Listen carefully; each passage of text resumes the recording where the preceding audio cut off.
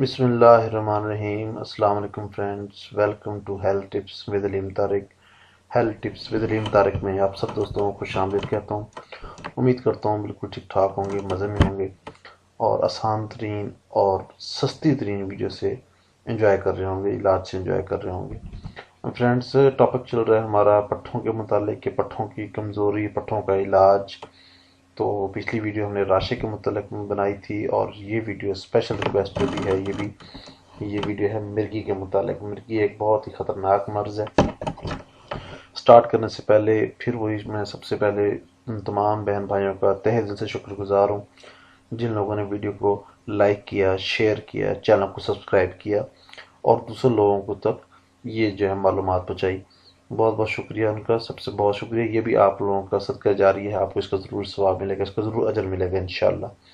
और अब दूसरे तमाम बहन भाइयों से रिक्वेस्ट है जिन लोगों ने अभी तक चैनल को सब्सक्राइब नहीं किया, वो बराए मेहरबानी चैनल को सब्सक्राइब करें ताकि दूसरे बहन भाइयों तक ये मैसेज जो है वो पहुँच सके। जो लोग बेचारे इलाज नहीं कराना चाहते या किसी वजह से वो लोग नहीं बाहर निकल सकते, जिनके पास पैसे नहीं है, तो इंतहाई सस्ते तरीन इलाज से मुस्तफ़ीद हो सकते हैं। ये वो इलाज है जिसका कोई साइड इफ़ेक्ट वगैरह नहीं है। तो इसलिए बराए मेहरबानी आप भी इस सवाब में हिस्सा लें, कोऑपरेट किया करें। और जो है जिन लोगों ने अभी तक चैनल को सब्सक्राइब नहीं किया वो चैनल को सब्सक्राइब करें, साथ बेल आइकॉन के बटन को दबाएं ताकि वो मेरी तमाम की तमाम वीडियोस उनको नोटिफिकेशन की सूरत मिल जाए और उसको देख के वो बाजियाब हो सकें। शुरू करते हैं। आज का जो है वो है टॉपिक है मिर्गी। मिर्गी बहुत तकलीफ दे और ख़तरनाक मर्ज़ है। ये मर्ज़ दौरे से होता है। इस दौरे का मखसूस वक्त नहीं होता। बाज़ मरीज़ों को साल में एक बार, बाज़ को 6 माह बाद और बाज़ को हफ्ता 2 हफ्ते बाद भी दौरे पड़ते हैं। मर्ज़ शदीद हो तो एक दिन में कई दौरे पड़ते हैं। मिर्गी के मर्ज़ में मरीज़ चूँकि अपने हाल से बेखबर और बेहोश होता है, इसलिए दौरे के वक्त इसकी निगरानी ज़रूर करनी चाहिए ताकि मरीज़ बेहोश होकर गिरने लगे तो इसे संभाला जा सके। मिर्गी के मरीज़ को जल्द से जल्द होश में लाने और दौरा रोकने के लिए दर्जल दवाएं बेहद मौसर हैं। इन दवाओं के मुसलसल इस्तेमाल से मर्ज़ बतदरीज कम होते होते बिल्कुल ख़त्म हो जाता है। हाथ पाँव का कड़ाव ख़त्म करने के लिए हथेलियों और तलवों पर तिलों के तेल की मालिश की जानी चाहिए। चलते हैं नुस्खे में। इसमें सिर्फ 2 चीज़ें हैं, बंडर डोडा 10 ग्राम और नशागर 3 ग्राम। बस ये 2 चीज़ें आपने लेनी है।